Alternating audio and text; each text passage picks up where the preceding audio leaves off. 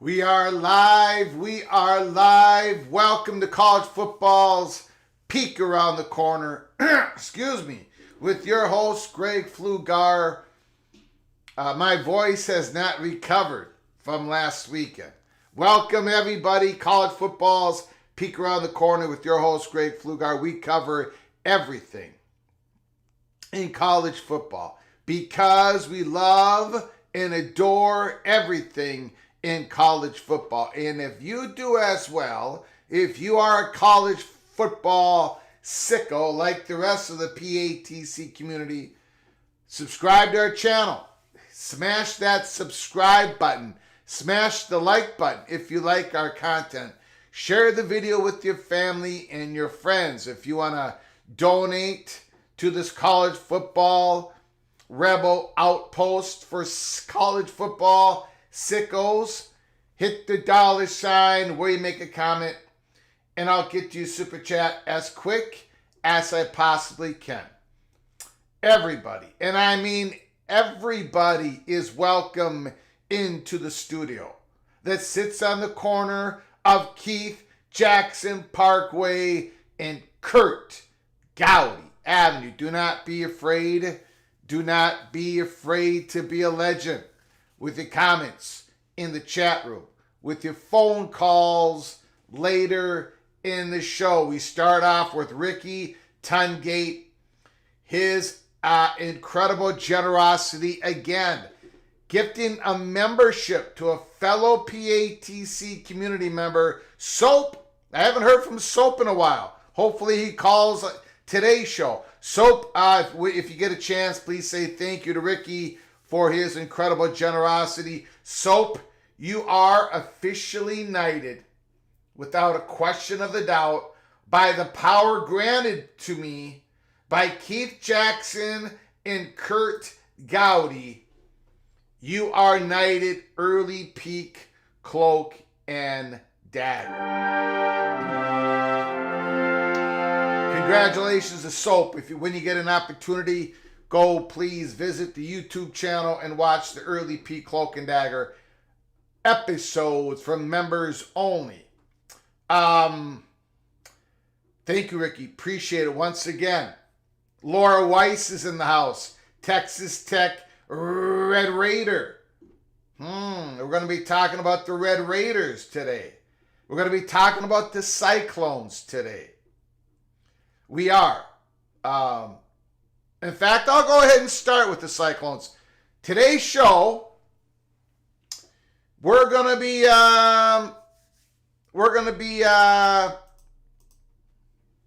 talking about what just happened. The implosion of the top 11.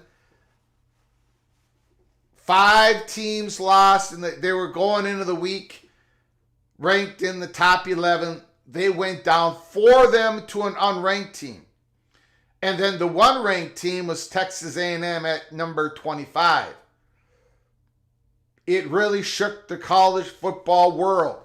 We're going to be going through here, talking about where all this lines up. I did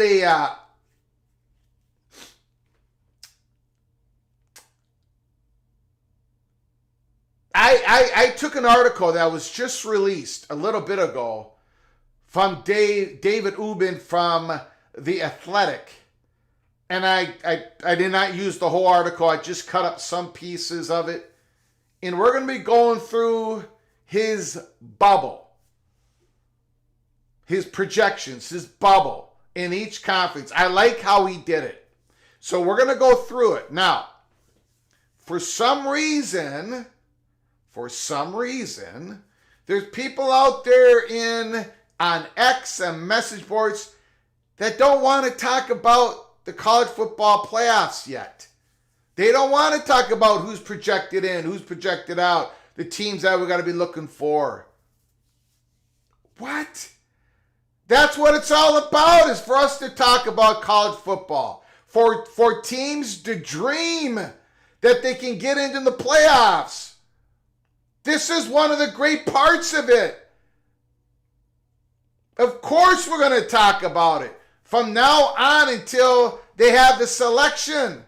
We're going to argue about it. We're going to throw elbows. We're going to look at our projections. We're going to, that ain't right, Greg. That team has got no shot. And we're going to bounce it around. I'm going to take phone calls. I'm going to take chats. We're going to, of course we're going to talk about it.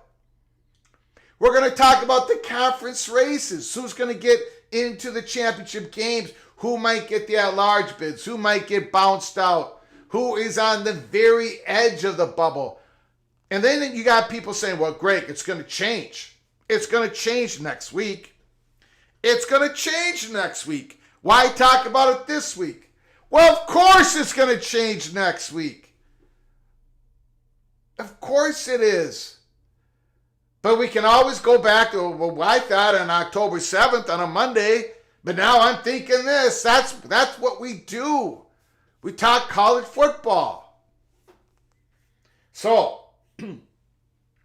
for those who do not want to talk about the college football playoff, the possibilities, this early in the season, this might not be the live show for you.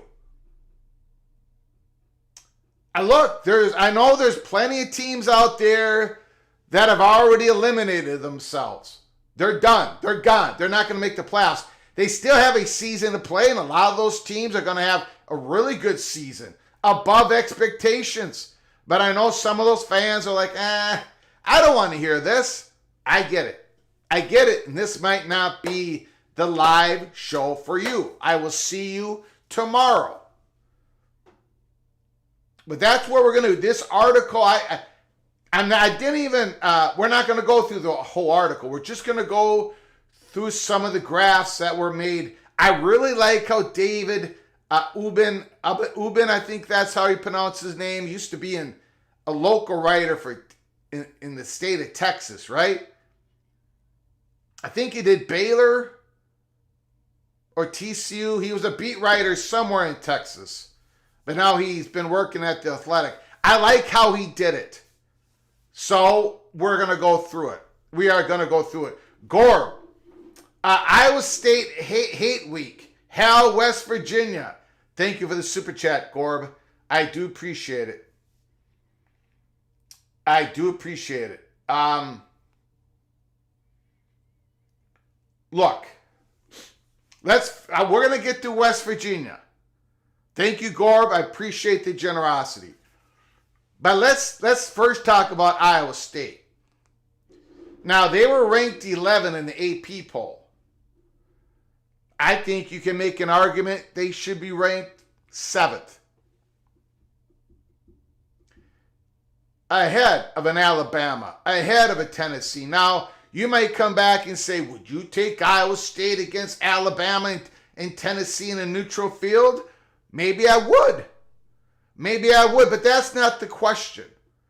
The question is, there's a little bit of this and a little bit of that when I try to figure out the top 25.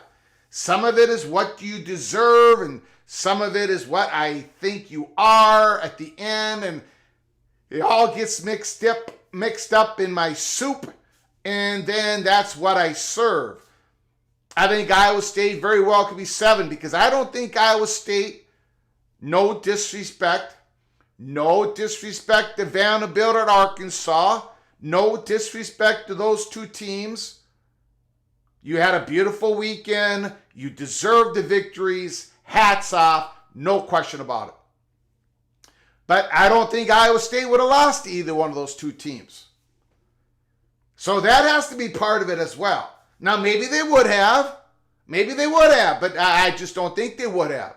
So I would have Iowa State ahead of Alabama and Tennessee. But that's not what I want to talk about. What I want to talk about is the Cyclone fans are sitting in the living room. They're sitting in the living room. And they can smell that pot roast. They can smell that Big 12 championship pot roast that has been set on the dining room table. That is a room away from the living room. They're smelling that roast. They're smelling that beef. They're smelling that carrots. They're smelling that potato. The smell is going in to the living room. That Big 12 championship roast. The onions are in there. The baked onions are in there. All of it's in there. The gravy. They're smelling it. The Cyclone fans are smelling it. They're smelling the opportunity to get to the Big 12 championship game. But the Cyclones are even smelling something else. Yes, the pot roast smell is dominating. It's fumigating the whole house. It's going right into the living room where the Cyclone fans are sitting there ready to be invited to eat at the table, the big feast, the Big 12 championship game. But there is one other smell that they're smelling. And that's the blueberry playoff pie that is sitting in the windowsill on the opposite side of the dining room table. The Cyclone fans are not just thinking Big 12 championship game, but they're thinking of an invitation to eat that blueberry playoff pie. There's a lot of emotions going on with a lot of these fan bases. And that includes the Texas Tech Red Raiders, who started the season so slow.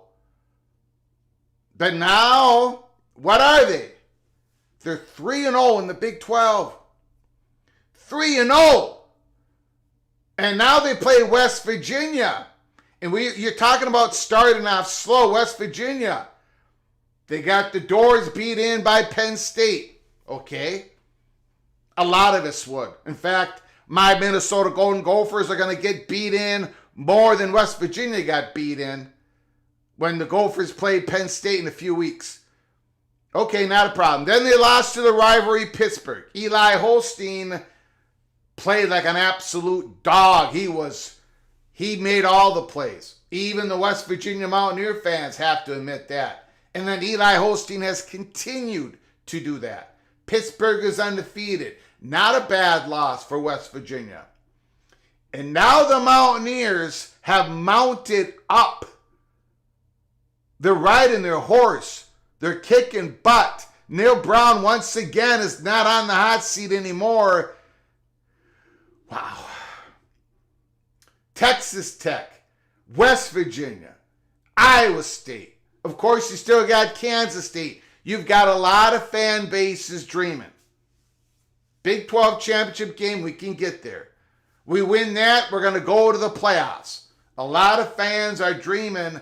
And of course, we're going to talk about the bubble today.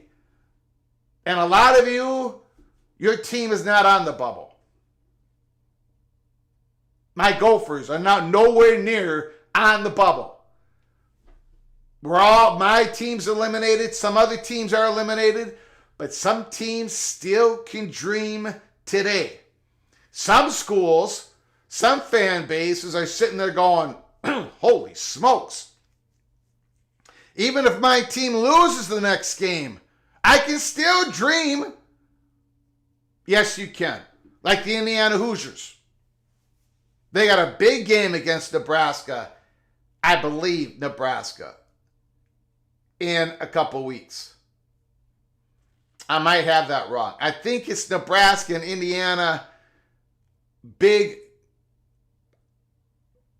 noon Eastern time 2 weeks from now. And Nebraska's dreaming. There's a whole bunch of teams dreaming. We are going to talk about the bubble on this show. BYU. I cannot forget about BYU. I apologize. Of course, BYU is at the top of they're sitting at the top. No question about it. No question. Of course, Utah. I mean, I'm missing a bunch of teams right now. I'm just trying to paint a picture of where we are right now. Let me thank you, Gorb. Thank you, Ricky, for your generosity. Let's just do a quick roll call here. I've gotten way behind. I'm all excited. We're going into a week 7 that is going to be historic. I mean, I know I've spent times talking about like the big 4 games that are out there, but there's way more than just there is so many big games out there. So many of them. It is going to be a dramatic Saturday. It's going to be a dramatic Friday night. We'll get to it. Craig Struthers is in the house. Thanks for coming on in. Bruce Harris, Ryan Brooks, greeting from Tampa. My prayers to the people of Tampa Bay. My prayers to everybody in Florida, in the southeast of this country. Get out of there.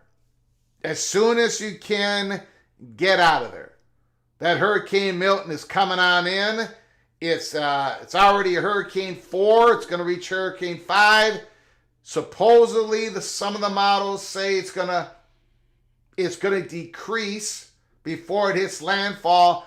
But as it decreases, they say it's going to get larger. So, and the surge now is higher than projected 48 hours ago. So it's all bad. It's all bad. Get out of there. If you can, as soon as you can, get out of there. I'm praying for you all. Jeff Olson, the Evil Badger, is in the house. Thomas Moss is in the house. Go Gophers. Preston from Greensboro. How did Greg the Gold do?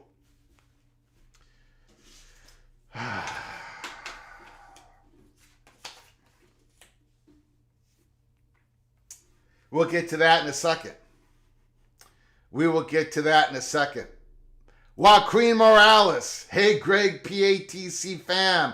Smash the like button. Gemma is in the house. CFB Plus is in the house. Nick Boardman, The Walking Geek, Matt Neeson, Go Cyclones, Laura Weiss, the Texas Tech Red Raider, Bob Swanger, Begaman, Mississippi State is going to beat Georgia. Interesting, Begaman. Obsidian 75, Mr. Clemson. Woo! We're going to be talking about Clemson here in a little bit when we go through this article.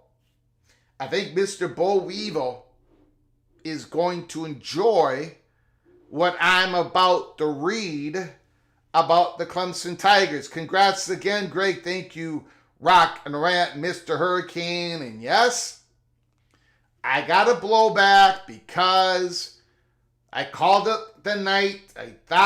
I believe that wasn't targeting on the Miami football player. But before half of you get on me, I said it that night, Saturday night, or it was Sunday morning at the time.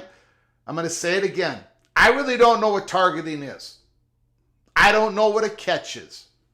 So I would not pay attention to my opinion at all. I do think the Miami defender did hit the guy mostly with his shoulder. Now, I've heard, well, if it's in the head and neck region, I've heard so many different things. I have no idea who's right, who's wrong. I will say this. Incredible comeback from Cam Ward. Of course, right after I gave him that inspirational speech, so I'm going to take the credit for it during the watch party. But I will say this. Regardless if it was a targeting, and regardless about the Virginia Tech ruling, and I've agreed with the refs on both rulings. And I'm not a Miami Hurricane fan. I'm nobody's fan except for the Golden Gophers. I hate all of you equally. Well, except for the Badgers and Iowa Hawkeyes. I hate them just a little bit more. But the rest of you, I hate the rest of you equally. But I will say Miami, when you play, sometimes you have to overcome adversity during the season. And they've done that. But when you duplicate and triplicate your adversity, when you're that close to losing back-to-back weeks, I've said this, I think there's something wrong with the secondary. And I don't know what's going on. Don't know what's going on.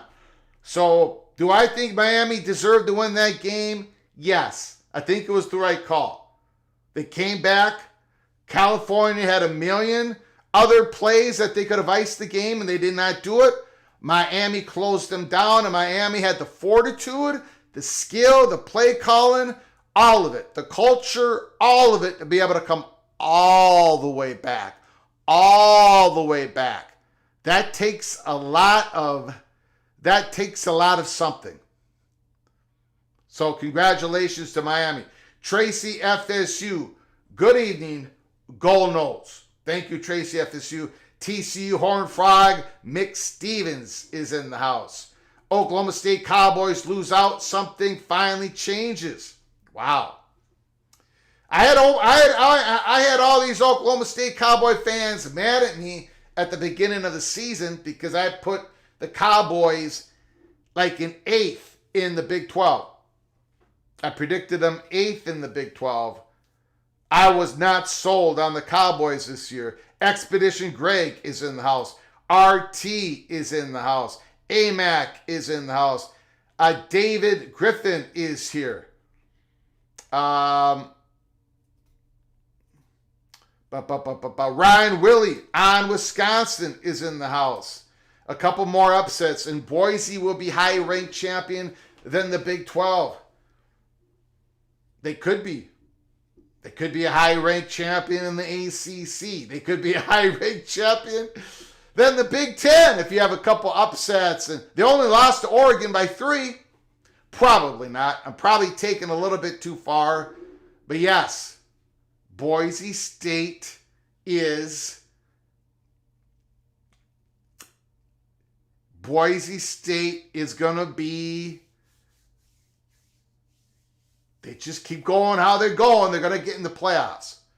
And then, and we're going to go through it, you got Army, you've got Navy. They're out there. You still got UNLV if they can beat Boise State. But you got Army and Navy out there, both going to play each other, of course, after the conference championship game. They both play Notre Dame. And Notre Dame just lost their top defensive lineman. He's out for the season. Led them in sacks. Just announced today. Notre Dame's going to have to go against that option and Navy, and then against Army, and they're losing guys left and right. And wow, we've got so much to talk about. Preston from Greensboro is in the house. Terry Kane is in the house. Yes, we're going to continue to say our prayers. No question about it.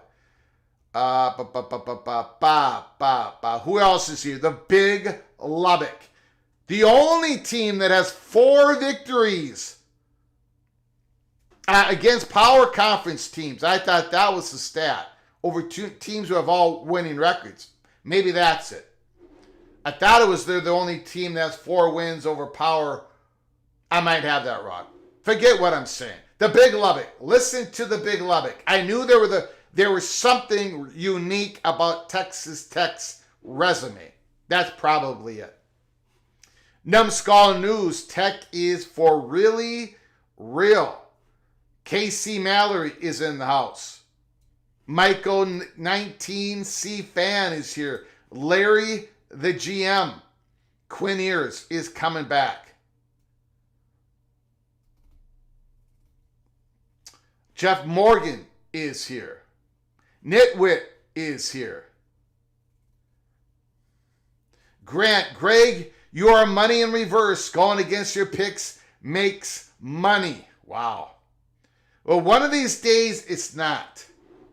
Was it last weekend? We're going to go over it here in just a couple of seconds. Will J. Greg, that roast you smell, it's the cheese. Well, I'm not smelling nothing. I'm sitting in my living room. I don't smell any Big Ten championship game or the playoffs. I can't smell nothing. It's the Iowa State Cyclones that are smelling it. So I'm not smelling cheese. I'm not smelling a roast. I'm smelling nothing. Mr. Hawk is in the house. Ryan Brooks is in the house. Okay, here we go, guys. First of all, did Greg the Gold. I appreciate all of you for coming on in. Here on a Monday, October 7th, we are headed into a monster of a college football weekend. It is going to be dramatic. But before we do that, did Greg the Gold make his very first appearance? Did I actually have a winning record for the first time in a week during the 2024 season? Did Greg the Gold come strutting into the studio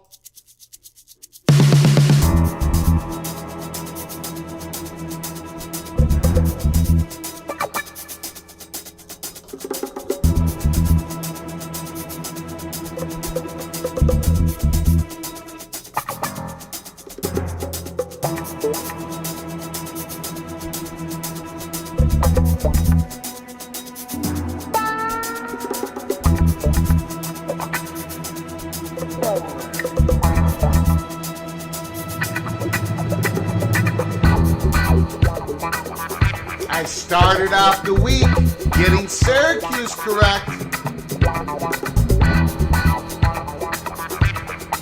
I took the Buckeyes over the Hawkeyes. And you all know I took the California Bears and the points. I must have had a winning week. Break the Gold must have had. He's got to be in the studio.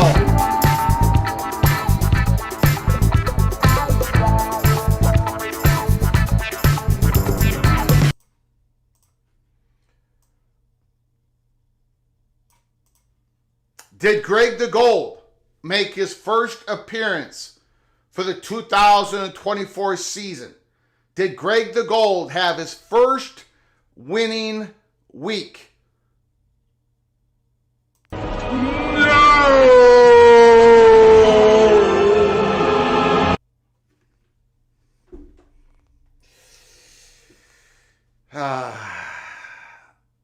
I got Syracuse correct.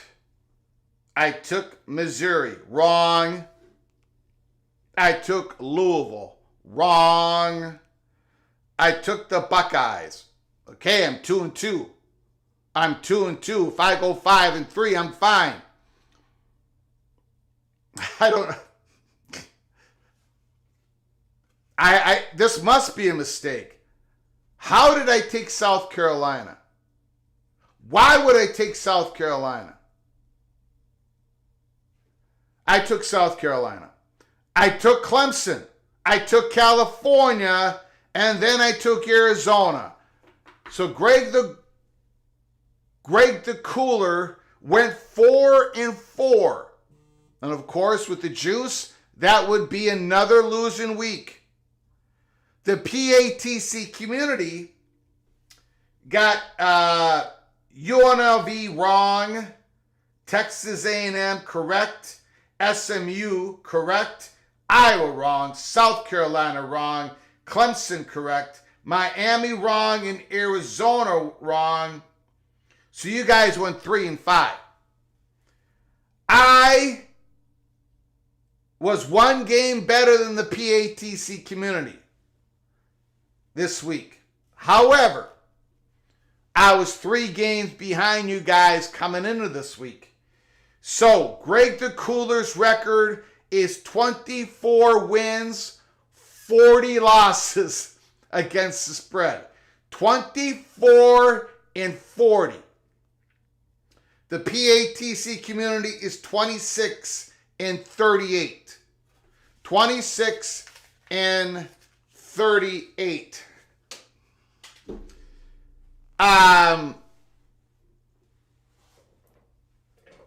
For all of you who believe you can just take the opposite of me and win,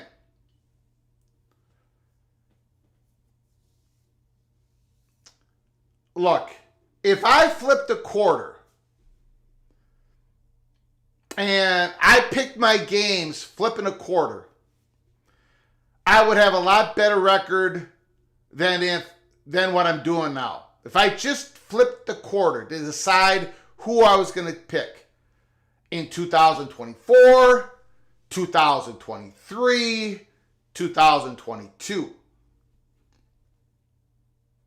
It's absolutely impossible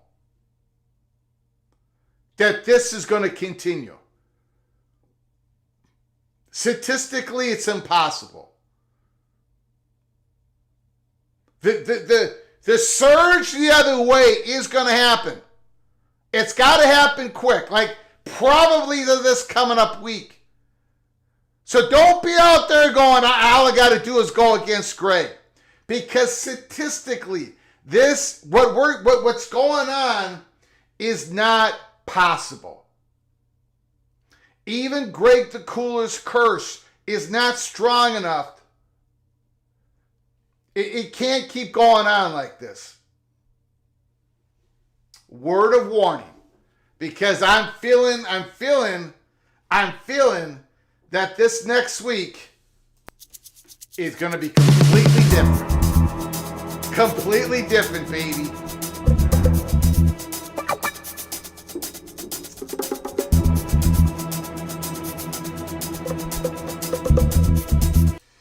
Okay, so, but we're not making our picks today. We're not making our picks tomorrow. That is for Wednesday's show.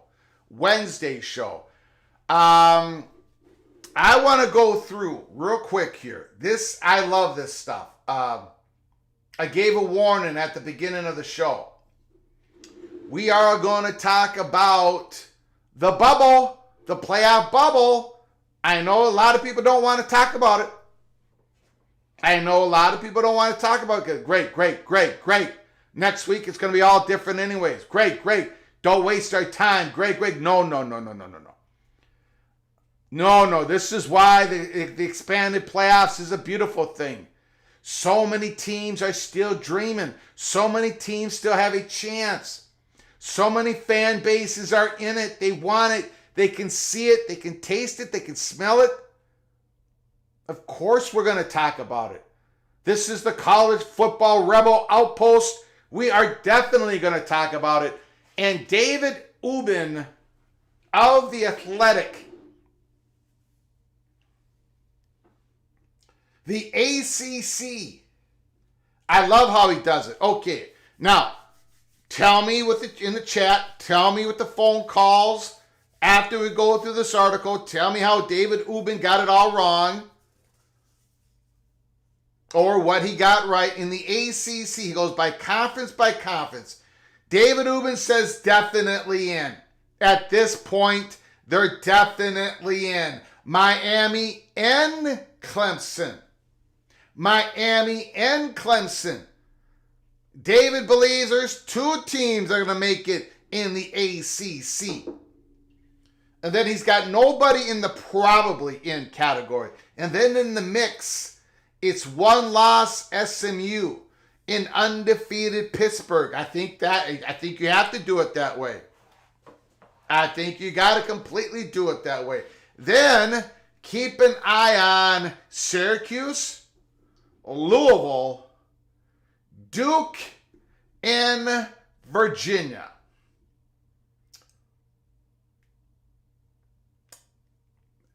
I pretty much agree with that.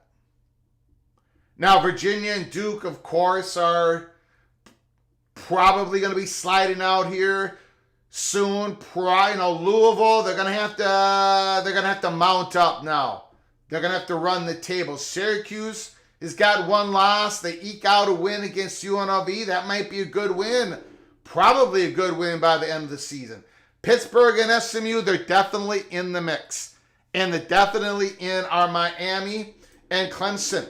Clemson's resurgence means the ACC is looking like a league well suited to land 2 teams in the playoff, though Miami experienced more drama to remain undefeated after a cross-country trip at Cal that kicked off at 9:30 Eastern Time.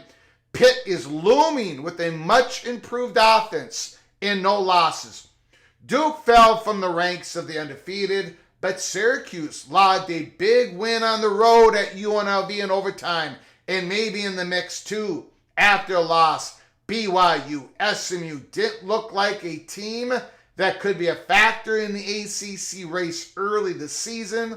Now coming off a win at Louisville and a string of victories over TCU and Florida State, beware of SMU, according to David Ubben. The Big Ten, definitely in. The Buckeyes, the Ducks, and the Nittany Lions. That's who he's got in right now for his college football playoffs. Probably in. Nobody is really in the probably in. In the mix, undefeated Indiana and Michigan. I would probably have Michigan in the keep an eye on. I would not eliminate Michigan. I would not eliminate them, but I would have them in the keep an eye on with USC, Illinois, Nebraska. You may include Iowa in that, but that's about it. The only change I would have basically is Michigan in the keep an eye on. The question remains, does the Big Ten have a 4th playoff caliber team? USC and Michigan showcase major flaws in road losses at Minnesota and Washington. Will these long road trips introduce more randomness into a sport already full of it? Indiana 6-0 has been a dominant or solid in every win this season and faces Nebraska. Washington travels to Michigan State before hosting Michigan on November 9th in its first game against a ranked team. Could Kirk Cignetti's team be 9-0 entering that game? The Big Ten looks solid at the top, especially the Buckeyes, but the second tier of the league might be shut out of the bracket if Indiana stumbles or Michigan and USC can't go on a late season run. The Big 12. The Big 12. Definitely in. Nobody. Probably in. Iowa State. Remember the Cyclone fans are sitting in the living room? They can smell that blueberry playoff pie on the windowsill in the room next to them. In the mix, BYU, Texas Tech, Red Raider, Utah, but they need Cam Rising back and they need him healthy. Kansas State. Keep an eye on Colorado, West Virginia. West Virginia, are they about to run the table in Arizona? Do I have a problem with this anywhere along? No, I think that looks good. I don't know. I guess you need to keep Arizona on the keep an eye on. But other than that, looks pretty good to me. Looks pretty good to me. Again, in the chat room with your phone calls later, let me know what you're thinking. The BYU and Texas Tech are thriving. And the Big 12 landing and a large bid looks like a real possibility. The Red Raiders have a solid wins over Arizona State in Arizona. And since the 21-point loss at Washington State, it's worth noting Texas Tech didn't have running back Taj Brooks in the loss. They did not. That's true. Iowa State needed kicking heroics to beat Iowa in Iowa City, but has been dominant in its 4 other wins. Cam Rising's status still looks uncertain, and Utah title hopes hinge on his health. While chaos reigned in the SEC and the Big Ten, the Big 12's best teams all won or were idle on Saturday. The SEC. Definitely in. Texas, Alabama, Georgia. Probably in. Ole Miss, Tennessee. In the mix. Texas A&M, LSU, Missouri. Keep an eye on Oklahoma. I do have one problem with this. Now, Numbskull News says can't call Bama definitely. I think I might agree with Numbskull News, but that's not the one I was looking at. I'm looking at you, Tennessee. I watched that tape of that game against Arkansas. I could not, there's so many games going on. But I saw what Arkansas did. And I saw Tennessee massive confusion on the O-line of the Volunteers. So now I'm getting worried about the Volunteers. Probably in, as the 5th SEC team? I would have them in the mix. I can't believe I'm saying this. But I think I would move Tennessee down. I'm more worried about Tennessee than I am anybody else in the SEC right now. In fact, I might have Tennessee below Texas A&M. I think I might have Tennessee along with LSU ahead of Missouri because I don't think Missouri And I did not have Missouri going in the playoffs at the beginning of the year. I wanted to, but their defense, they lost just way too much, and their defensive coordinator. I would have Tennessee I would have them below A&M, right with LSU. And then Oklahoma, I am not seeing it. I don't think they can score enough points. The Sooners. So that's keep an eye on, but I don't think Oklahoma's going to get there. So I pretty much agree, but I would have Tennessee down a category. Preseason contenders, Georgia, Bama, Tennessee have already ground to make up just a month into the season. Missouri failed to navigate one of the conference's easiest schedules. Blowout loss at Aggie Land might be the difference between inclusion and exclusion if the Tigers are sitting at 10-2. The Tigers might have to beat Alabama in Tuscaloosa to make the field. Ole Miss rocked South Carolina and Columbia and got a big boost from Saturday's chaos after its own shocking loss to Kentucky a week ago. And then we're looking at the group of 5. Nobody is definitely in. David Ubben has Boise State as probably in. Navy, Army, Liberty, UNLV in the mix. And then keep an eye on Memphis, James Madison, and Tulane. And I was looking at Tulane. They've got 2 losses. But if they run the table, they Boise State's going to have to trip up. But if Tulane can run the table, win the AAC over Navy and an Army, Tulane still has an outside shot. So I agree with Tulane being keep an eye on. James Madison, definitely. Memphis, definitely. I don't know how they're going to get around Navy. Memphis is really going to have to, I don't know, but I would have them keep an eye on. In the mix, Navy, Army, Liberty, UNLV, no question about it.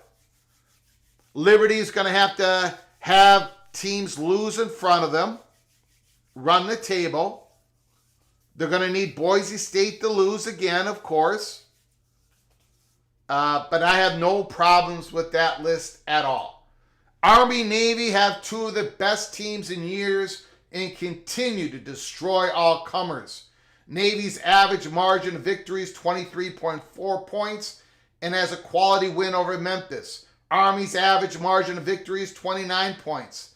The American champion will have a great shot to make the field. But the playoff committee's nightmare scenario is very much in play.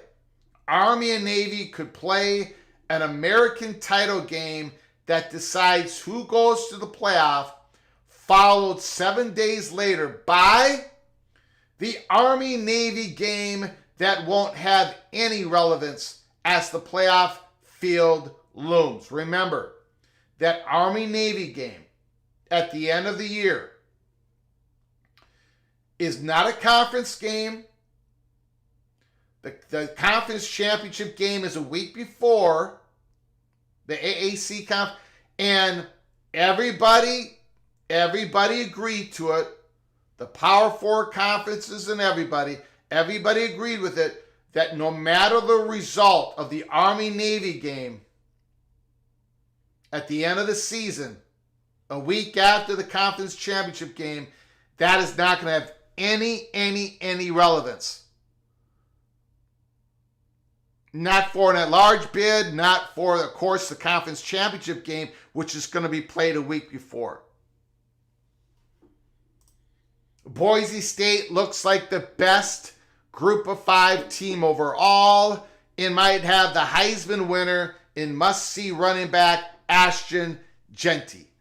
After its non-conference loss to Syracuse, UNLV can play its way back in contention by beating Boise later this month, doing it again in championship weekend. For now, the Broncos deserve the driver's seat. And again, I happen to agree. With that. Let me know if you agree or disagree. So, before we open up the phone lines, I don't want to really get into this too much. Just a note, settlement designed to pay college athletes gets preliminary approval. Judge Claudia Wilkin granted preliminary approval to the terms of an industry-changing antitrust settlement Monday morning. This is what happened this Monday morning. Again, we've talked about this over and over and over and over and over again. I don't want to go through that. If you want to call and talk about it, sure, you can. But I'm not going to go through it during the monologue. We're just going to let that play out. Let me know when it's official. I think it would be spring, right? I think it's like an April date. Sometime in April of 2025.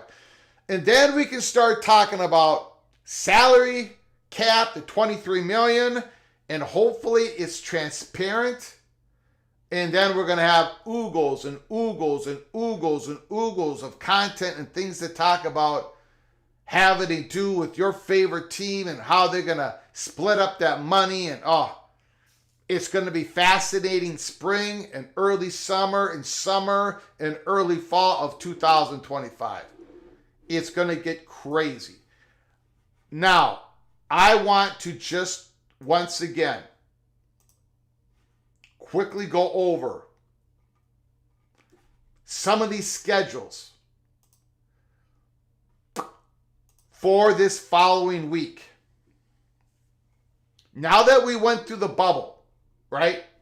David Ubben's playoff bubble provides context to what we're about to talk about when it comes to the schedule of this coming up week.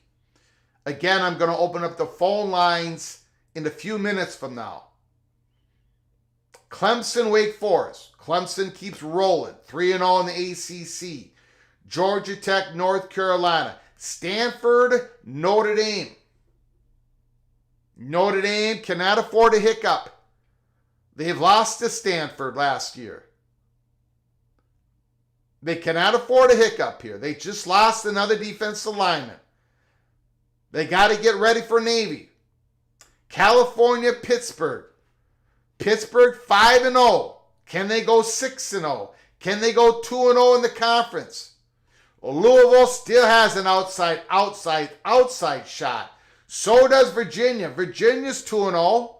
They're playing at home. They think they can go to 3-0. Syracuse, outside shot. So there is some, there's more. There's about 4 games that are very important in the ACC pecking order for this coming up week. What about the Big 12? I posted this earlier today on X at Flug Empire. Friday night, Utah, Arizona State. Holy smokes. Both teams cannot afford that second loss this early in the conference schedule. Cam Rising health is everything, right? Utah, Arizona State. Friday night, Cincinnati, UCF. Is UCF done? Is Cincinnati Bearcats going to use UCF as a launching pad going forward? And then the rest of the games are huge when it comes to the conference race. Arizona, BYU. Arizona coming off a tough loss against the Red Raiders, going on the road. BYU, Lavelle Edwards Stadium, 5-0, 2-0 in the conference. Massive game. Massive game. And then, of course, the Iowa State Cyclones, West Virginia. You want to talk about massive games. Fox is going to have Arizona BYU. Fox is going to have the Cyclones and the Mountaineers. Are you kidding me? Massive game. West Virginia, they are allowed to dream because they can win the Big 12 championship game. The Cyclones could lose this game and still be in the hunt. But West Virginia, now that they're going to have this comeback that they're on, let's see if they can keep it rolling. Keep it rolling. At home, the place is going to be packed. Holy smokes. The atmosphere in this game is going to be off the hook. Kansas State and Colorado. 9:15 Eastern. My goodness. Look at this Big 12 slate. Kansas State Wildcats, they still believe that they're going to be in the Big 12 championship game. They had a little bit of a hiccup, but they've got all the tools. They got the players. They've got the coaching staff. They're going to go to Colorado, and they're going to prove it at Folsom Field. That's what they believe. But then you got Deion Sanders, and suddenly the Buffaloes are in contention. They are. Massive game to end Saturday night in the Big 12. Holy smokes, what a slate of games. That's the ACC. That's the Big 12. The Big 10 starts off with Northwestern and Maryland. Both teams looking for their first win in the Big 10. That's on a Friday night. You got Washington, you got Iowa. Washington's coming on strong now. Are they? They're improving during the season. Are they going to make a late run? Try to get into the Big 10 championship game? The Iowa Hawkeyes are tough in Iowa City. Very, very, very tough.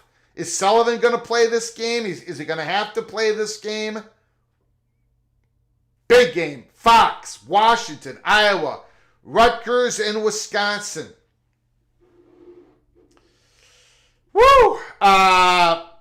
Rutgers lost a tough one in Nebraska.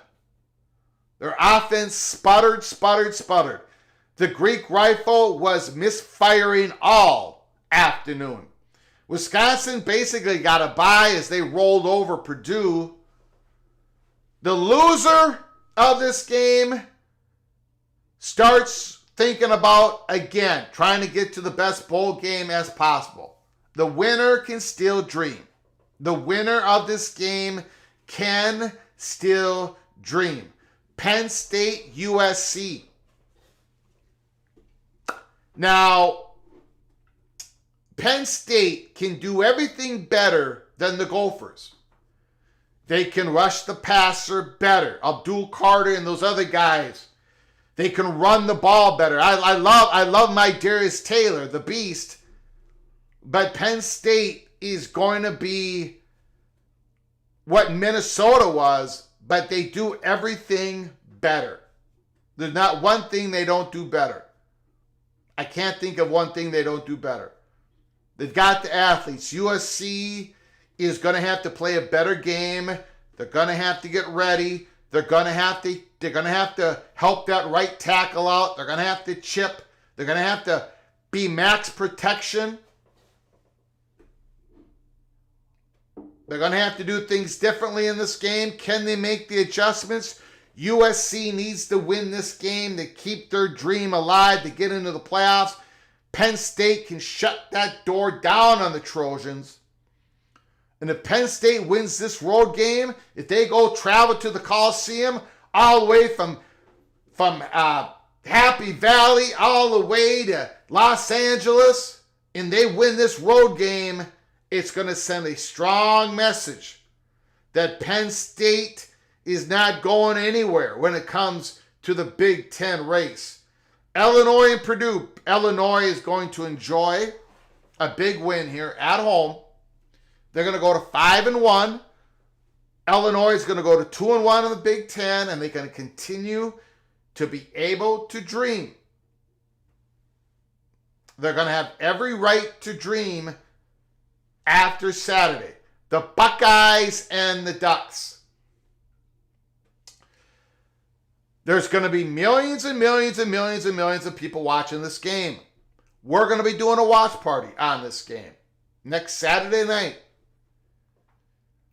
It's going to be part of our selection show on Wednesday. I might just flip a quarter. What the hell? The quarter is probably a lot smarter than I am. No question, the quarter is a lot smarter than I am. The Buckeyes and the Ducks. Wow. Wow. Minnesota and UCLA. Minnesota goes to Pasadena. UCLA trying to get their first Big Ten win. And Minnesota's going to check out that travel. See if they can travel across half the country, go to UCLA, and see if they can get a road win. Okay. And then we've got the SEC.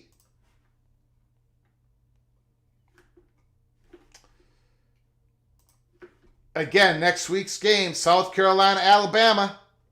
I don't think Alabama's going to have any problems in that game. Missouri's going to blow up Massachusetts. And there is the SEC game of the week. Texas and Oklahoma. The Red River rivalry in the Cotton Bowl in Dallas, Texas. The Sooners are going to have to score. Can they score? Because the Longhorns are going to score in that game. Mississippi State and Georgia. Should be a blowout win for the Bulldogs. Florida and Tennessee. Is Florida feeling something right now? Tennessee is their confident shot after that terrible performance, especially across that offensive line. They were absolutely confused. Can they get themselves together before they play the Gators? LSU, Ole Miss, that's the second big game in the SEC. Some would say it's the bigger game in the SEC.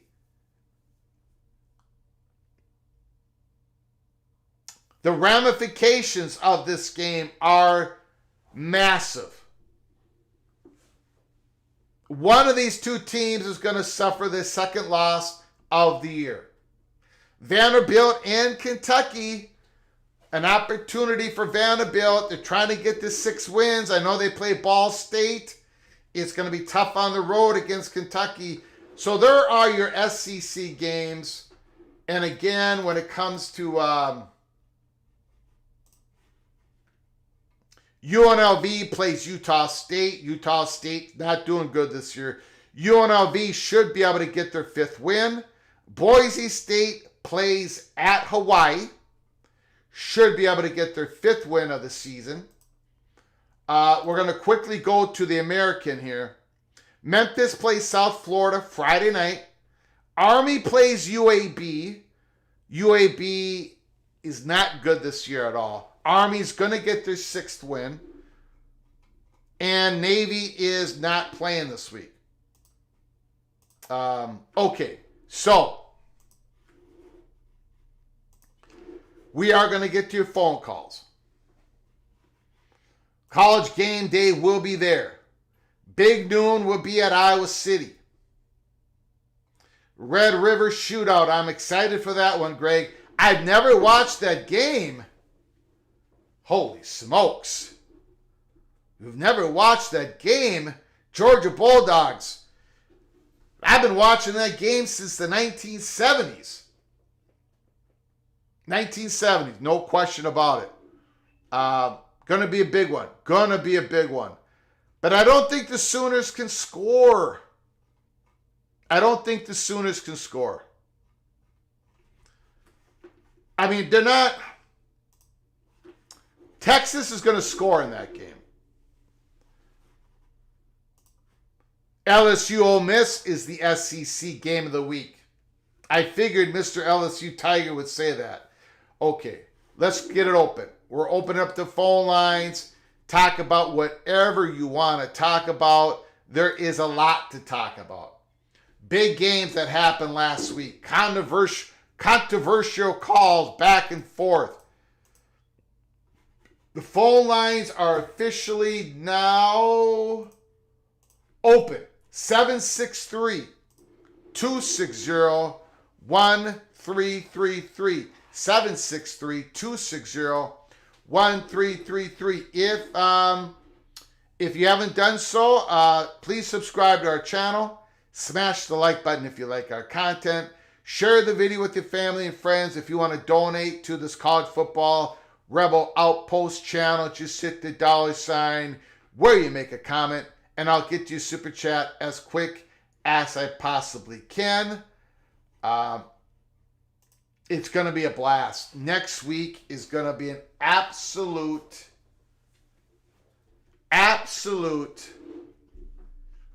It's going to be crazy, guys. It's going to be absolutely nuts. The Oregon-Ohio State game.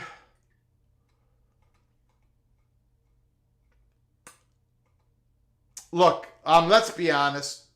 Dylan Gabriel played terrible last week. Terrible. He's going to have to play so much better against the Buckeyes. So, and Will Howard's playing better right now.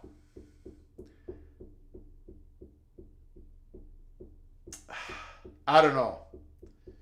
It's going to be a wild game. Just absolutely wild. USC, Penn State. If USC can just make a couple of adjustments, they're playing at home, that's going to help. Yeah, Ewers is back in there. That's what it sounds like.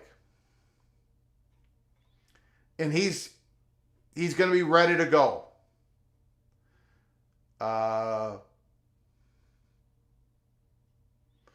Boardman says ACC's only getting one spot. Well, Clemson and Miami don't play each other, right? And SMU doesn't play Clemson or Miami as well. So, SMU could run the table. Clemson could run the table. Miami could run the table. And then you have a three-way tie for first place in the ACC. I might be wrong. Hold on. I think I'm right on that. First of all,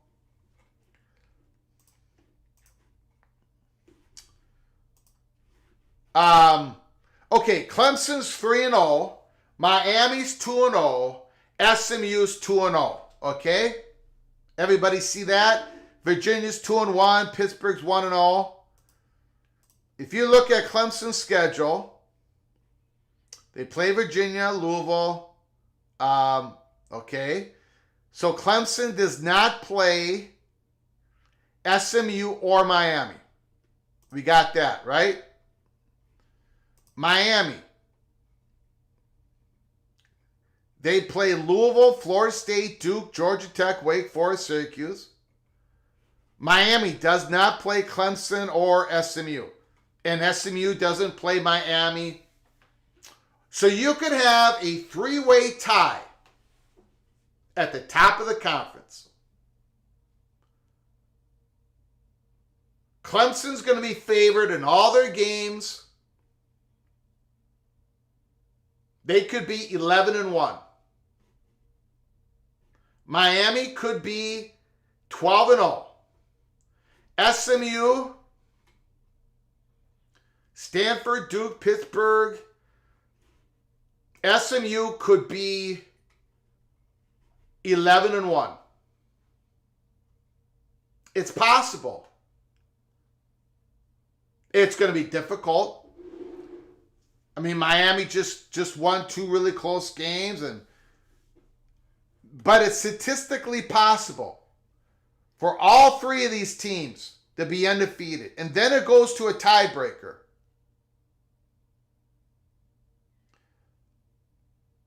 I don't know, guys. It is going to get nuts.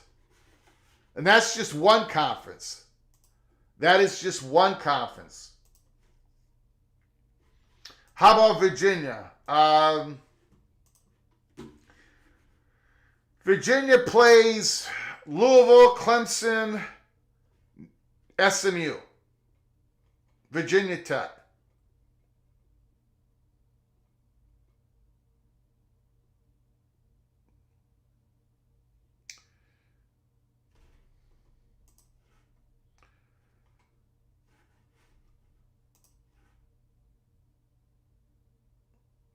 I don't even, I mean, how do you do a tiebreaker? What is the first tiebreaker on a three? Let's look it up. Give us a call. We're just talking college football, guys. We've already been.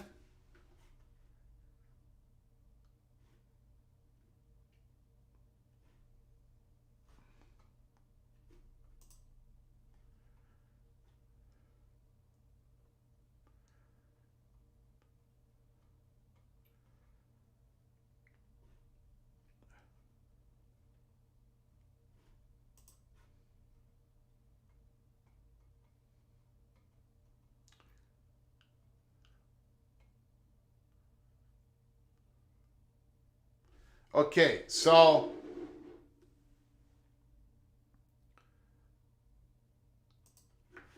if all the tied teams are not common opponents, the tied team that defeated each of the other tied teams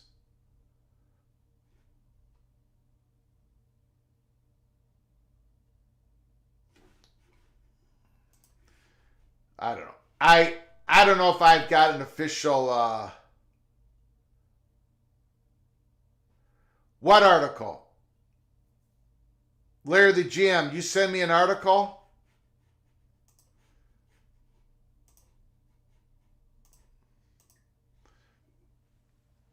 All right, will somebody give me a call and explain to me how they're going to do this?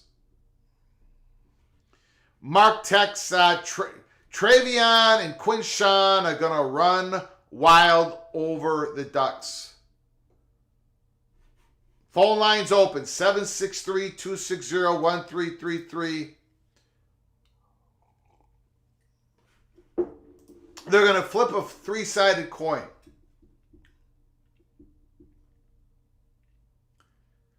Record against the highest ranked teams. Is that what it is?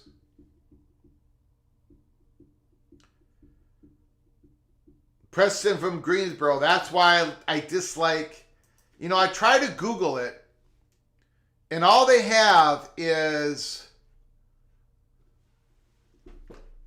May 17th, 2023. That's not what we're looking at.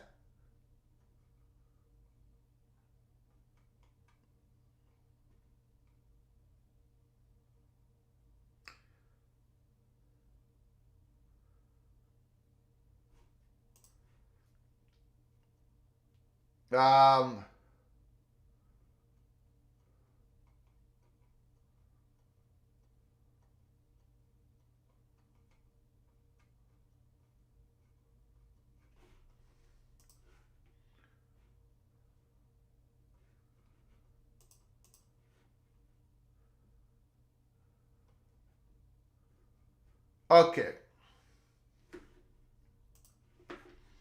I don't know if you guys can see this. Probably not. Let me boost this up here.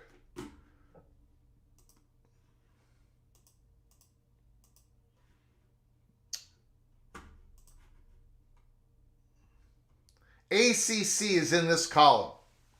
If there is a two-team tie for a spot in the ACC championship game, there are 6 different tiebreakers available to break the deadlock. Okay. If there is 3 or more, there are 7 tiebreakers.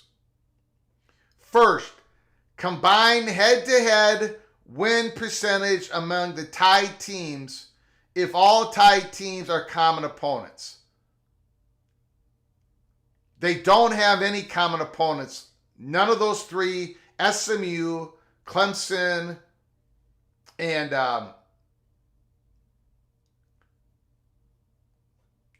Miami would have played each other.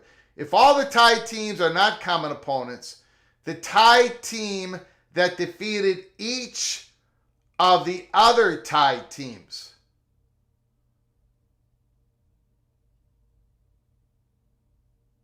Okay, that's still not part of this. Win percentage versus all common opponents. Okay. Who did SMU SMU lost to BYU. Well, Miami and Clemson are not playing BYU this year. So that... Oh, God. Now I lost that. Oh,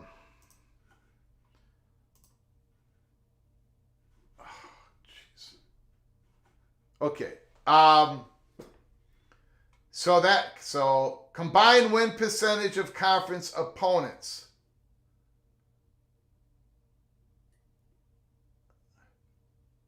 No.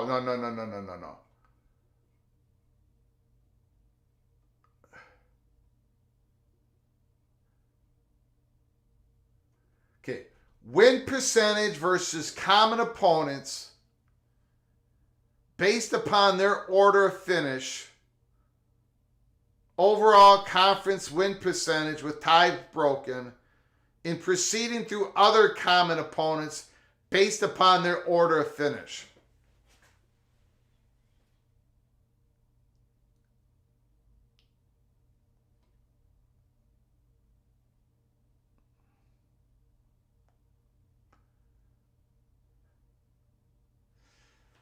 I don't even know what that means. Number 5 is combined win percentage of conference opponents. I do understand that one. That's probably going to separate them.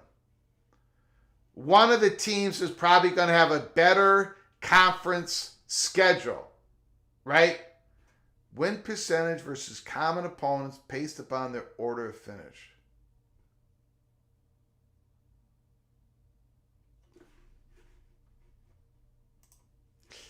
I don't know.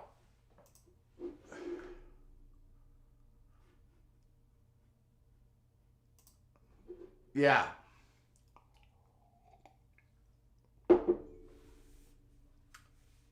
The tied team with a higher ranking by the team rating score metric. Well, anyways, I think we could end up with that. We could end up with that, no question about it.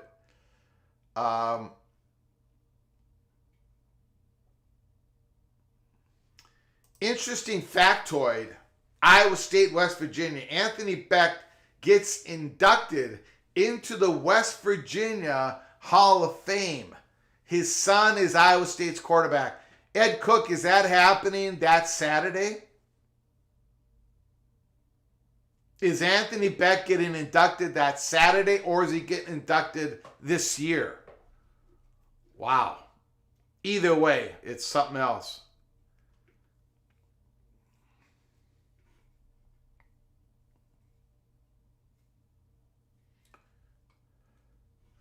What if Clemson, Louisville, Miami, Syracuse all have one ACC loss? I don't know, guys. It's just I don't want to go through it all. Made it in. Thank you, Steven. It may be possible.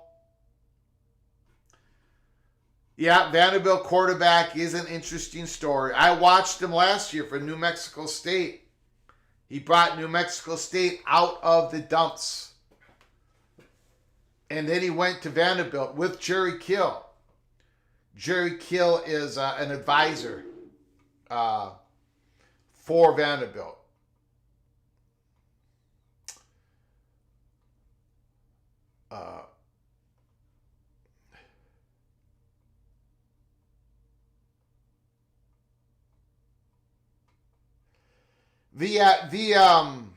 The more I read about that hurricane coming on in, the more I read about that hurricane,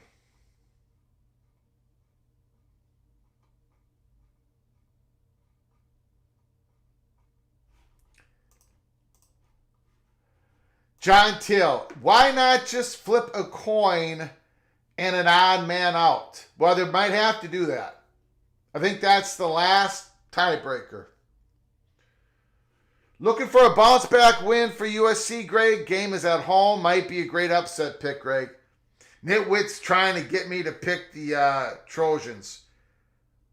I said earlier in this program,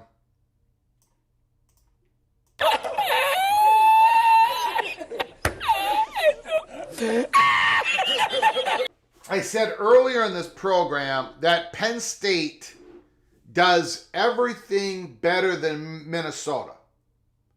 Even the things that Minnesota does decently, Penn State does it better.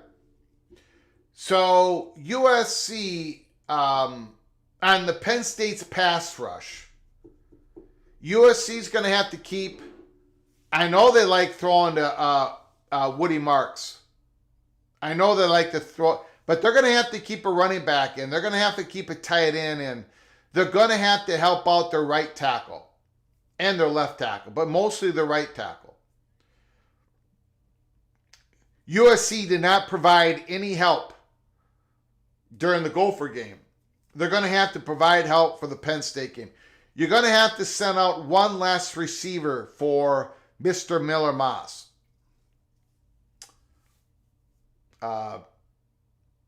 And then, so I think, USC can make some adjustments on offense.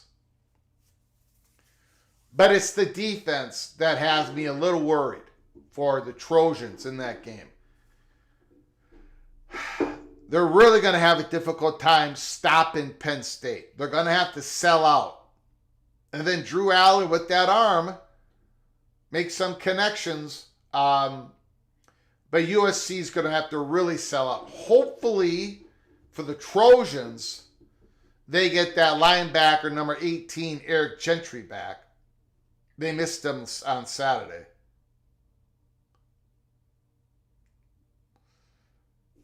Jeff Morgan, Iowa State has beaten West Virginia 4 of the last 5. 4 wins by a combined 93 points.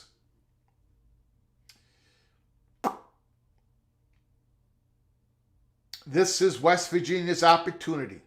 This is the Mountaineers' opportunity. But I really do like Iowa State. I've not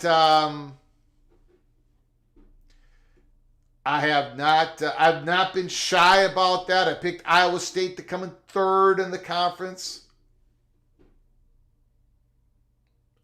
during the off season. Since nobody is calling, I'm going to make one comment, and I'm afraid to say this.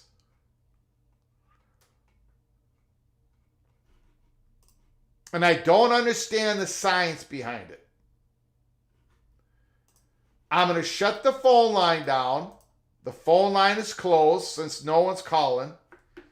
Remember, we talk 99.99% of the time on this channel when we talk college football. It's a college football YouTube channel. Any news on the Pac? I have received nothing. No news on the Pac. No further news on the Mountain West.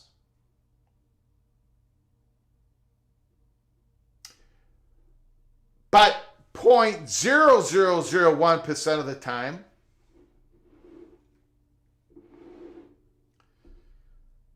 I think I did that with Penn State as well, Dave Griffin. 0.0001% of the time, yes, we talk about unidentified flying objects.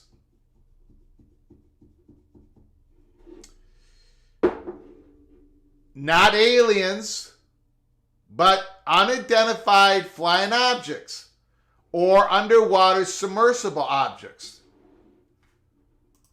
Don't know what they are. We don't know what they are. There's a very interesting story that just came out. And most of you, if not all of you, are going to be calling in after this, after I talk about this. And you're going to want me to check myself into a mental institution. Now, I may have to do that anyways because my favorite team is the Golden Gophers. So I may have to do that anyways. But I'm not going to do this because of this. I'm just relaying something to you. I'm relaying something to you. I'm not saying I believe it. I'm just relaying something to you. I don't got any news on Alabama. I covered that. Don Scruggs, I covered that game live. I came on live on Saturday. I was on the air for 3 hours, more than that. I covered that game. We were crying. So go check out that live video. I talked more about that game than any other game. That was unbelievable. No, we're not going to get any propaganda for the Gophers either. Let me get to what I want to talk about here. Hold on. Hold on.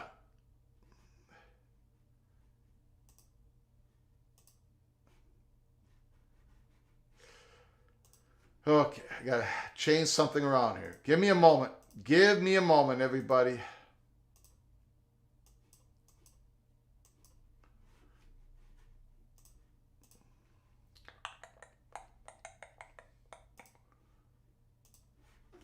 I don't know if I'm going to be able to find the article, and I don't understand the article. The article is a science article, okay? So I am not smart enough. Hold on, everybody. Hold on.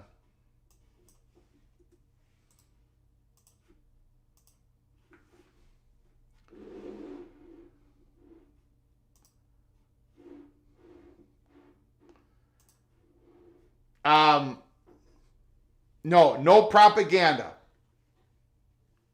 It's going to be a close game, Tony, because we can't stop the run. And UCLA can't throw the ball, so they're going to run it and they're going to gash us. It's going to be a close game. It's going to be a very close game.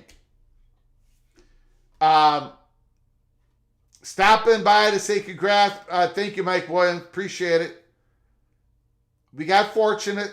If USC would have kept running the ball, you guys would have shut. It was 17-10, 3rd and 4 from the Gophers 34. All you had to do was run the ball. First down, get down there, kick a. The game was over. But for whatever reason, Lincoln Riley wanted to throw it, and it just. Okay. Yeah, Minnesota can win, but Minnesota can get beat by anybody because they can't stop the run. Let me get into, since nobody wanted to talk about college football, I'm going to take 5 minutes of your valuable time, and I'm going to say something crazy. Crazy, okay? Crazy.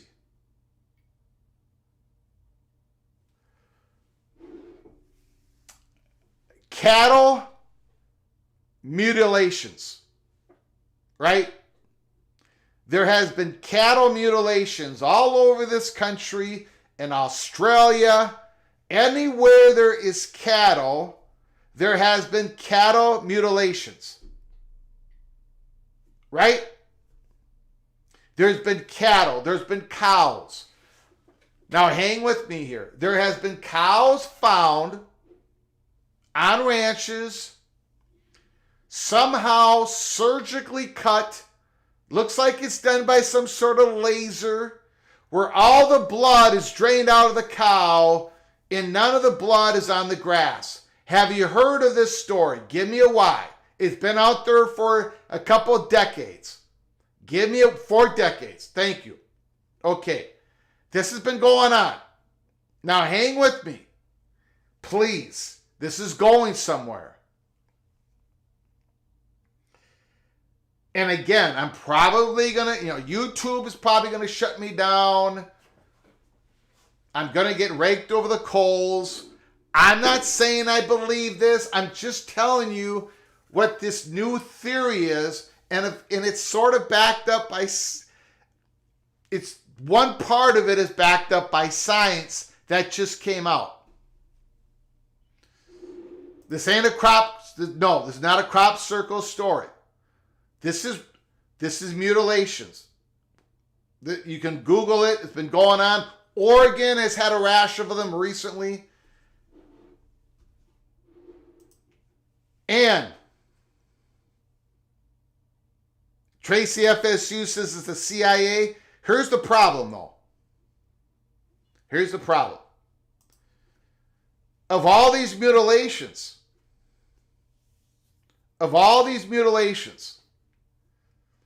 how many people have they arrested for people going onto a ranch and carving up a cow with laser precision to where there is no mess, but yet all the blood is drained out of the cow?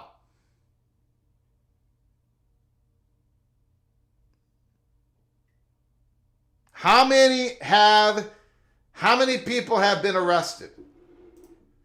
Stories on this go back many years, but how many have been arrested?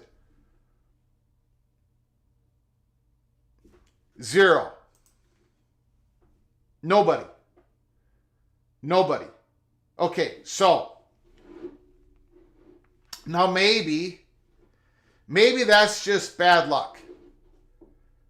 Right? Maybe throughout the whole country of the United States, no rancher, no camera, these cows are dead, they're healthy cows, all the blood is drained.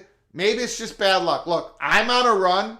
I can't pick I can't have a winning week against the spread in college football. Maybe it's just bad luck. We never catch human beings doing this to cattle. Now, this is where the story really gets crazy. All that what we just talked about is true. Look at the people in the chat room. The story is well known, especially if you own cattle. Okay.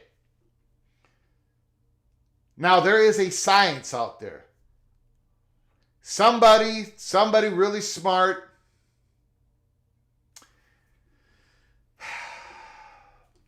Let me get this right.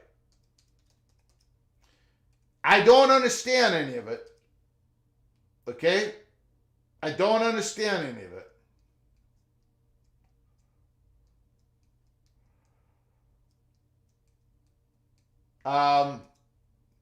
You know what I'm going to do? I'm going to put it to where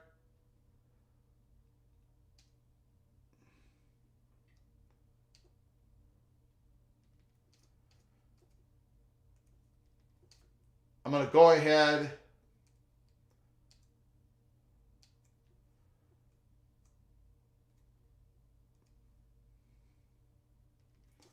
Okay. I went and put it on my X account. Okay. Now again, I don't understand a word of this. Okay?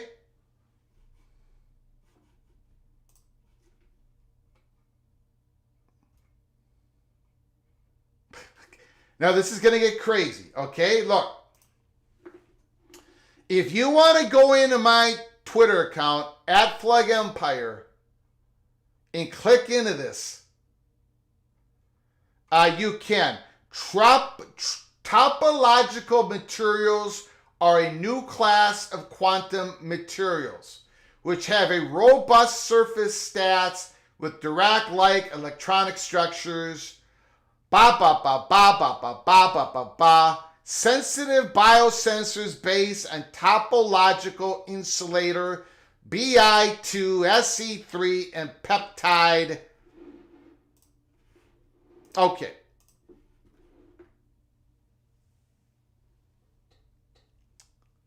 I just go. There it is. Bovine. So this topological, what they call it again? Topological insulator. Okay. So there is a belief that these, if you want to call me alien crafts, non-human intelligent crafts, whatever, can go through our atmosphere and can go faster than the speed of light, can change the the surrounding parts of the air, the atmosphere around the craft. The theory is that you have to change the metamaterials of the craft, and we can't do it. In fact, Illini Ted says in tonight's live coming from Skinwalker Ranch that Dr. Taylor, who's on Skinwalker, he's the one who at a show earlier this month spilled the beans on this science. So it's actually coming from that Dr. Taylor. I don't know, I can't remember his first name. According to Dr. Taylor, he says that so far humans can create a little bit, tiny bits of this metamaterial, little bits of it, using cold, freezing cold temperatures. And in theory, when it comes to this new quantum physics, that metamaterial could make a craft go faster than the speed of light. Okay? But we're unable to create it. We can create bits of it using extremely cold temperatures. Again, I don't know. I don't understand much about it.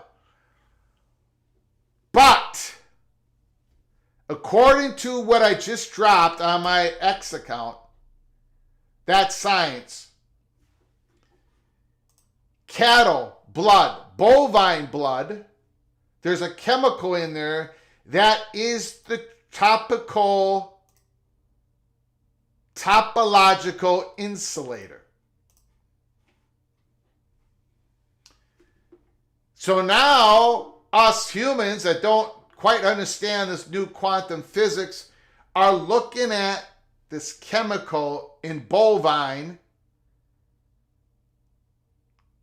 and then that extends to the theory that if some of these UFOs, if they are non-human intelligent craft, and we find in cow mutilation all over the country, all over the world, and we're not able to arrest anybody because we can't see anybody doing it. Now the theory is non-human intelligence is using the chemical, the topological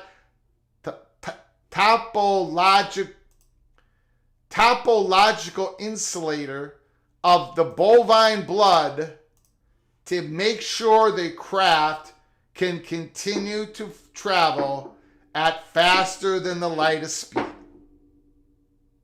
At speed of light. Faster than the speed of light. Now, if that's not the craziest thing you've ever heard, it is the craziest thing. But this is new science, and the science is pointing to the possible solution for humans to create this metamaterial might be solved by bovine's blood. And maybe some non-human intelligence are already using the bovine blood because our cows are being mutilated and we can't catch anybody doing it. Again, just throwing that out there. Watch out, Longhorns. Anyways, now I'm going to open up the phone lines and you can talk college football. But nobody was calling, so I threw that in there just to spice it up. I'm a German Philippine American mutt. That's the craziest thing you've ever heard of. How about this? My mother was born on February 20th, 1933. My wife was also born on February 20th,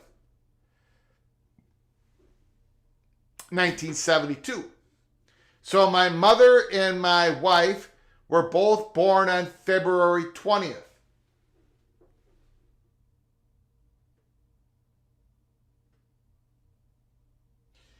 My name is Gregorio in Spanish, and my mother-in-law's name is Gregoria. So that's a little crazy. Okay. After I leave a steakhouse, the staff generally refers to that event as a cattle mutilation. Here's the difference. From Larry the GM.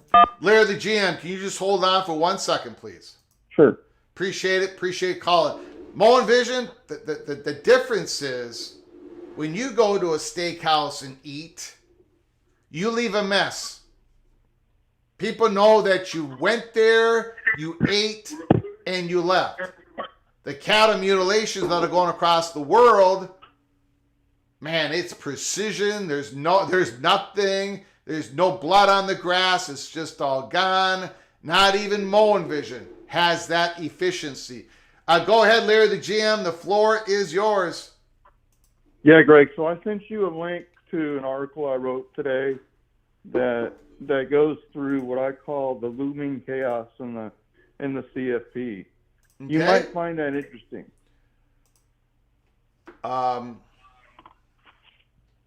Greg, can you hear me? Yep, I can hear you. I'm looking at it right now. Yeah, so I went through these scenarios for each one of the conferences. Okay. And showed like, okay, Greg, it's possible by all those tiebreakers that SMU gets into the ACC championship game, right? Yes. And Clemson or Miami does not. And what if SMU wins? Right? I mean, this you can come up with all. And Miami's sitting there, and they go undefeated. And let's say they're number 3, but by the tiebreakers, they're somehow not in the ACC championship game. And SMU wins. They're like seeded 9th by the CFP committee before conference championship weekend. But they get in automatically, and then you got Miami sitting there, and Clemson's at risk of not getting in at all because are there going to be really 3 ACC teams in? I mean, it's possible, but it's also possible that they're not, right? So yeah, I went through conference by conference. I talked about the breakdowns of the tiebreakers. You got to the right point, Greg, where you're saying essentially it's going to be like a strengthless schedule. That's common for basically all the conferences, but like the ACC and the Big 10. And I think it's the Big 12 too. They have this line in their conference tiebreakers said the tied team with a higher ranking by the team rating score metric provided by the Sports Source Analytics following the conclusion of the regular season. You know what that sounds like, Greg? That sounds like those old computer models of the BCS era, right? Where the conference turns over to the geeks like me and says, "Hey, which of these 3 is better? Which 2 are better?" And they're the ones that play. Yeah. And that's what we're headed toward. I think it's going to be a fascinating story that will develop through the year. Greg, there's a scenario, and we talked about this a little bit the other day when we talked. The Big 12, Greg, the Big 12 could have 7 teams tied for third or tied for second, with all with 6-3 records. Yeah, I'm looking at your thing right now. Yep. It's hard to describe. I mean, maybe you can do a better job describing it if you read it, but it turns into wildness. With you can come up with scenarios where it could lead to complete chaos. Now, I don't think all those things are going to happen, but it's fun, at least at this point in the season, to think about them happening. Yeah. And there are some people out there that want this to happen because they want to have pods, right? And so they want this complete chaos with tiebreaker. They want tiebreaker mania so the conferences will go back into pods. These conferences do not want to go back in the pods. They want it the way they have it set up. But for a couple of reasons. One, their media partners want it the way they have it now, and their athletic directors and presidents want to play each other, everybody in their conference as much as possible. But if you're having 6-5 teams tied for second place, whatever, it's going to get crazy. Yeah, they do until Clemson doesn't get into the CFP because they weren't able to play in the conference championship game, right? It's like, well, wait a minute. That doesn't sound all that good. Yeah. I mean, the SEC is headed. I think the SEC, because of the losses last weekend, they're not going to get as well off as they think, or as they think of themselves, right? And I mean, full disclosure, I would put myself in that category, but you end up with Texas, Alabama, Ole Miss, and then that's all that they may get into the playoff, because Georgia could have 3 losses, and the 10-2 teams that would be left may not be able to get in if you get 2 ACC teams and 2 Big 12 teams and 3 Big 10 teams, and Notre Dame, Greg, they could roll and they could be in, and then like you talked about the other day, Boise State could get the 4 seed, maybe even the 3 seed, but very likely could get the 4 seed over the Big 12 champion. Yeah. I mean, I realize a scenario where West Virginia gets into the Big 12 championship game with 5 losses, Greg. I mean, it's possible. Yeah, it is. Now, when it comes to the ACC, though, if you have all 3 of those teams, SMU, Clemson, and Miami, running the table, because they don't play each other, and let's say SMU gets to the ACC game and they play Clemson, and SMU wins, okay? It's probably almost a certainty that all 3 teams make the playoffs. They're not going to, an undefeated Miami is going to make the playoffs, even if they don't get to the ACC championship game. And they probably would make it to the ACC championship game. But I just think if everybody runs the table, while there's going to be controversy on who should go to the championship game, they're probably all going to be taken care of. But when you're looking at a situation where there's multiple losses and you have 4 teams tied for second place, and man, that is where it's going to get real dicey. Because that's their one shot to get to the playoffs, is to get to that championship game, win the championship game. Well, what happens, Greg, if the Big 12 ends up with an undefeated Iowa State losing the Big 12 championship game to one of the teams in second place? They're going to want in. And it could come down to Clemson or Iowa State, because they're going to put Notre Dame in if Notre Dame runs the table. Yeah. And I mean, basically, you get to a situation where you could have a bunch of teams that should have qualified lose the conference championship game, and somebody's going to be left out. Yeah. Well, and then if that happens, it's just going to, we're probably go to those automatic qualifier spots, right? We're going to the 14-team playoff, and we're going to have something like I wrote out to you the other day, where it's all preset. So we can talk about that some other time. Yeah. All right, man. So I just wanted to get that to you. You'll see the tiebreaker rules, all that in that article. Got it. So I'm going to read it. I just looked over it. I'm going to read it. We'll probably talk about it in the live show tomorrow. I do appreciate it, man. All right. Take care. You got it. I appreciate that. He's got it well written out.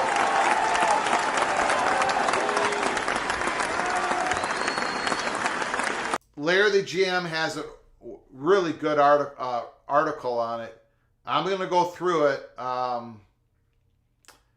It's going to be tiebreaker mania. I think at some point, one of these conferences, it's probably all going to play out just fine for most of them, right? But one of these conferences, we're going to have a call from Nitwit. Nitwit, Mr. Penn State Nittany Lions, the floor is yours.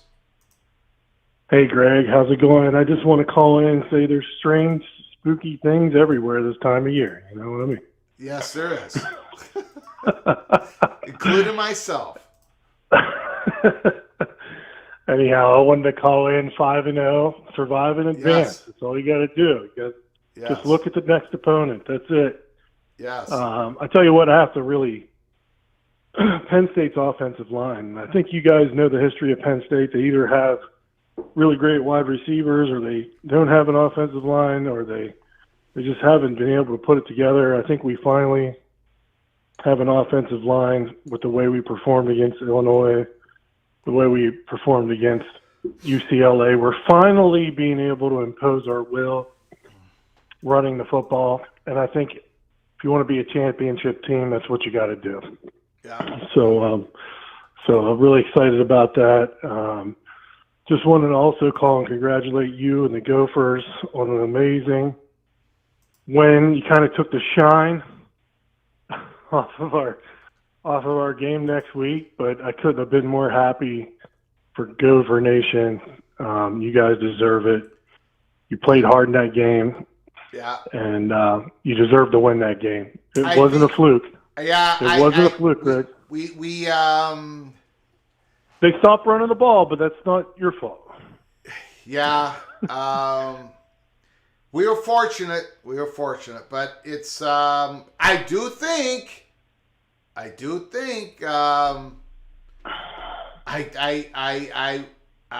think that I watched it again this morning, that last call when Max Brosmere, I think there was undisputable evidence. You saw the ball in his hands. He got pushed in real quick. More than half of his body was definitely over the line, and you didn't see any loose balls. And then eventually, when he got pushed to the side, a ball came out. Did you see the ball cross over the line? No. But unless Max Brosmere was carrying the football in his butt, he was over the line of scrimmage, over the end zone line. So I think they got it. And if you look at his reaction when he was rolling over there at the end, that's when you saw the really knee-jerk reaction, so you could tell by his reaction when the ball came out. Yeah. Like he was like rolling over onto his side and almost sitting on his butt, and then he reacted, and you could tell that's when the ball kind of came out. So he was already. So, like I said, there shouldn't be any controversy on that play. But I want to go back to the game before the Alabama Vanderbilt game. Yeah. And I remember I posted up on my X account that after watching that game, those defenses weren't very good. And I remember posting up, what if Alabama and Georgia aren't as good as we think they are? I think there's evidence, and then I put mind blown. I think there's evidence that SEC race is wide open. Yeah. With the way Texas A&M played, they're looking like they're coming together. Yeah. Georgia almost getting beat by Kentucky. Yeah. Ole Miss being upset. Arkansas, upsetting Tennessee. When you watch that Georgia and Alabama game, usually a dominant team will take control and impose their will on the game. You understand what I mean? Yes. Yep. Neither of those teams did that. So, which leads me to believe some defensive flaws, some maybe secondary issues in the passing game. I think they came out for Alabama against Vanderbilt. They couldn't get off the field on third down. So I got to say, too, that Vanderbilt game, I'll never forget it. Yeah. I mean, it's definitely one. That's what I posted on X. Welcome to history, Vanderbilt. Yeah. You slayed the dragon. So What an unbelievable win for that institution. And then I watched the coaches. You know, he was almost in tears. He was saying, you know, all the hard work, and we believed we could win, and you know, then all of a sudden there was a recruit committed right after that. You know what I mean? So that's a program changing win for Vanderbilt. And I think one thing that I think about this college football playoff is I think things will play out as these matchups. You know, you got Iowa State going into West Virginia next week. You got Penn State going to USC. You got Ohio State playing Oregon. You got the Big 12 is going to figure itself out. And I think there might be some questions on who's number 12 or who's number 10 or who's number 9. But as a fan that was we actually beat Ohio State. People don't remember that James Franklin, the only coach left that beat Urban Meyer in the Big Ten. We beat Ohio State, won the Big Ten championship game, and still didn't get in the college football playoff, which I believe at that time, if we would have got into the college football playoff, it would have totally changed our program. Yeah. Like if they would have put us in, we got more recruits, more attention. We made the playoff. Penn State would be totally different than what happened. So those kind of scenarios are not going to happen anymore. I mean, you might be arguing between 12, 13, 12, who's the 14th best team versus the 10th best team versus the 11th best team. So I'm sure that'll play out, but it's not as magnified or as explosive like when you have a team that wins the Big Ten championship game and doesn't get put into playoffs. So, and the team you beat goes to the playoffs.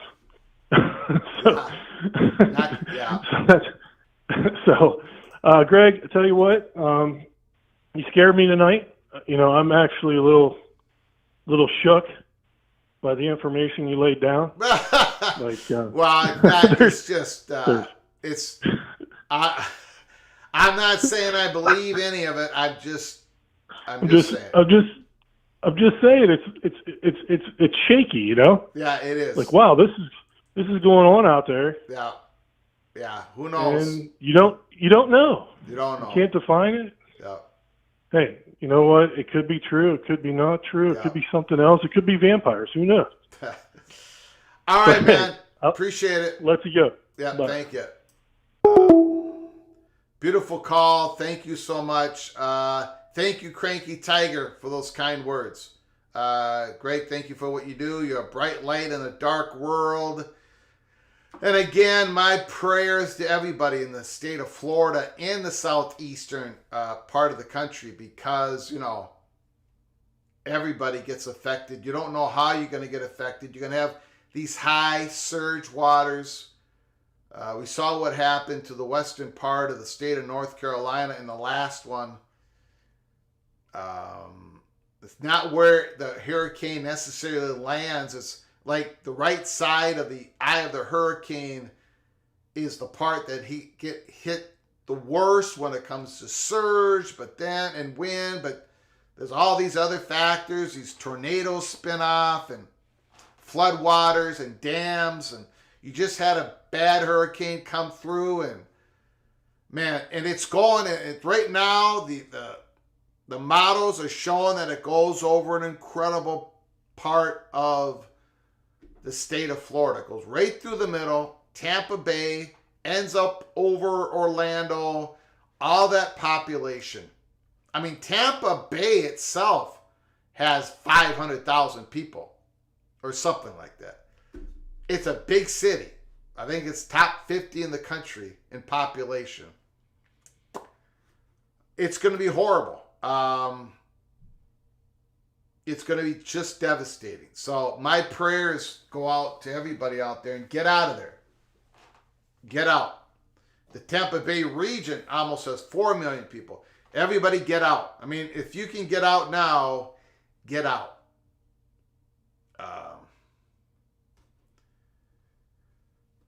But, you know, some people can't get out. That's the problem. Some people have, you know, a job that they can't leave right now. They're a nurse, they're a doctor, they're a police officer, they are doing child care, they're needed. They're veterinarians taking care of sick.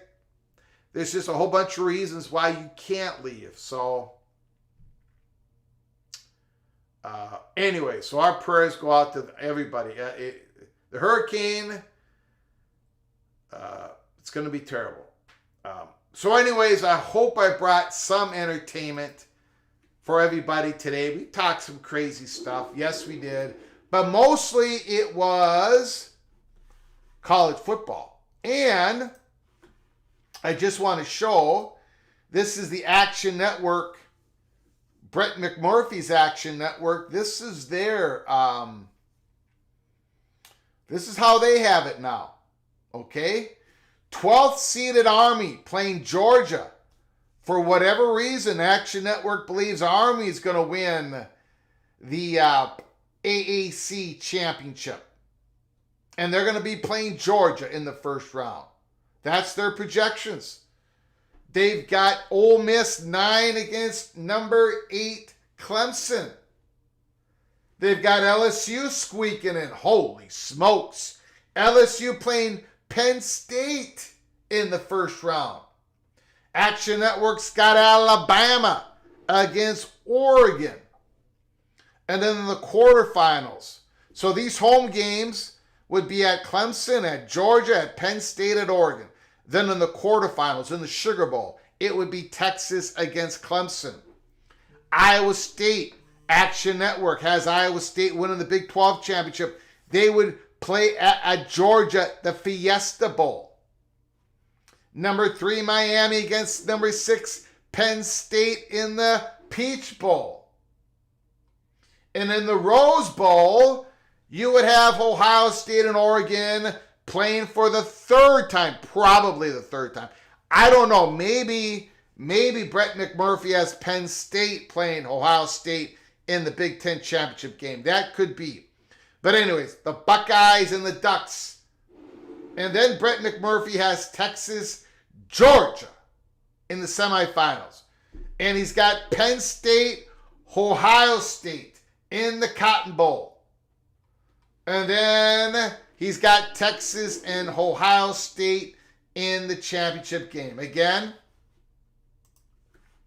if you ask 50 people in a room, give us your projections for the college football playoffs, put it down in a 12th seed, and then project the games through the playoffs. If you ask 50 people to do that, you're going to get 50 different results as we sit here Monday, October 7th.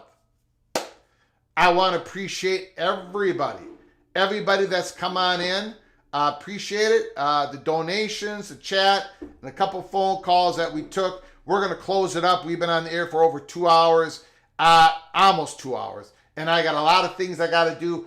But, there is a chance that I might have to come on late again tonight. So keep your head on a swivel. Keep your head on a swivel. Make sure you subscribe, turn on your notifications, and until next time, from all of us at College Footballs, PATC, Peek Around the Corner, please, you all take great care of each other. Thank you so very much.